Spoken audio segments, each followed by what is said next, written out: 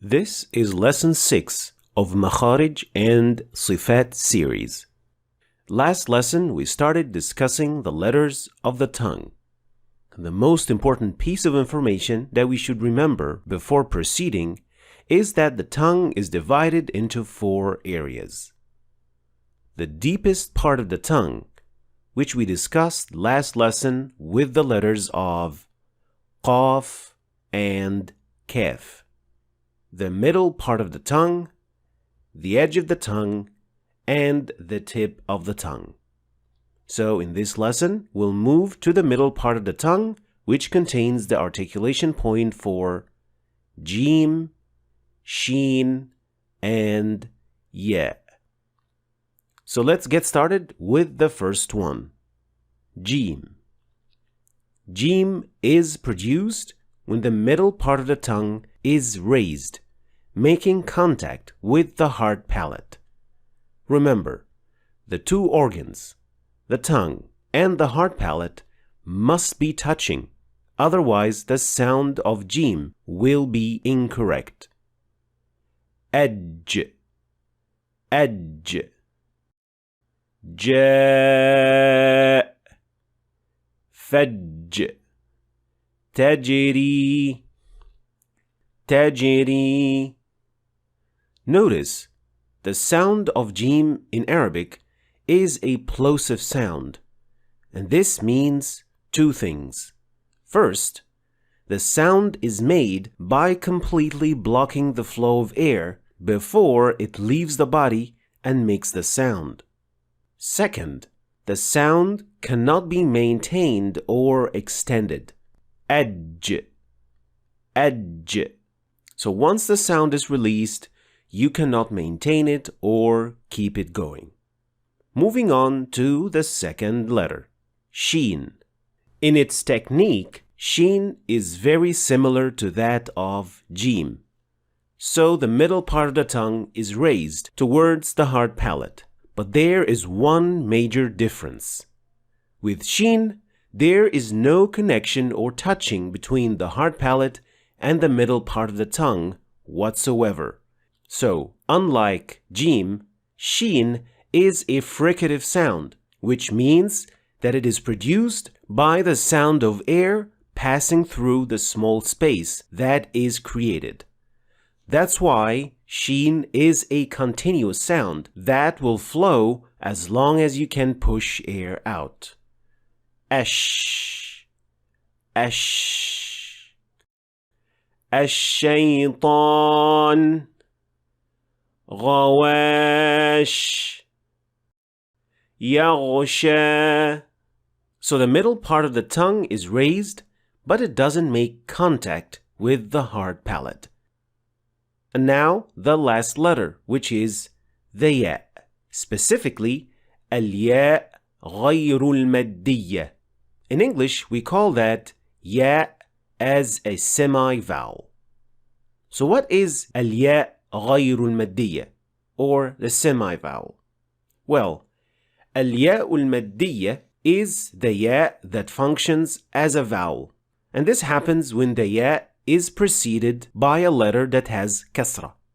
And الياء غير المادية is a semi-vowel because it can accept short vowels like fatha, dhamma, or kasra, which happens only if it is preceded by anything other than kasra.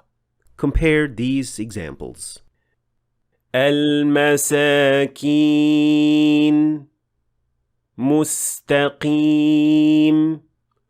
إبراهيم البيوت قريش اليتامى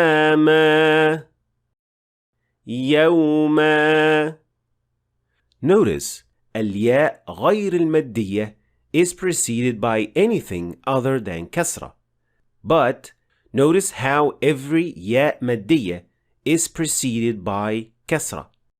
Now, both of these 2 types of ya come from 2 different articulation points. الياء المادية was previously discussed.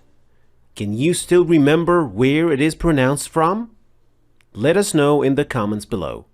But as for الياء غير المادية, it is pronounced from the middle part of the tongue, which is raised towards the hard palate.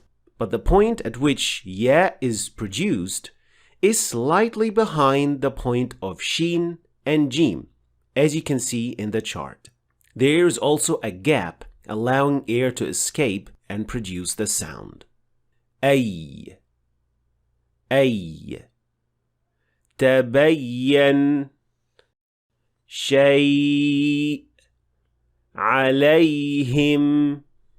Here are the three sounds of the middle part of the tongue side by side to compare their technique and their sounds.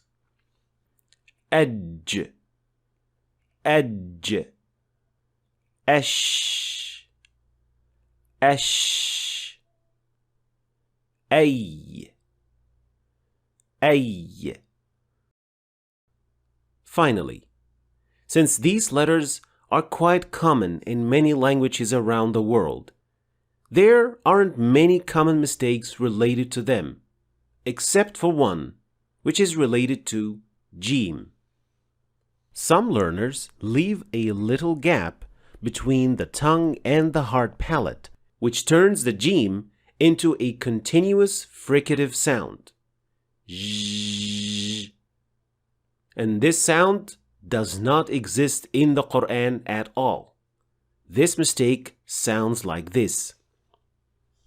الجنة وجيء أجرهم أجرهم.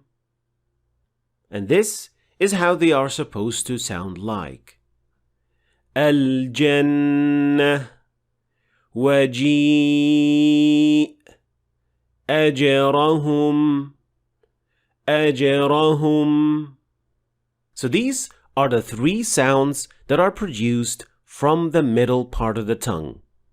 Jim, Shin, الياء غير المادية. Thanks for watching. If you want to start reading and understanding the Quran in Arabic, then you should start your journey right here.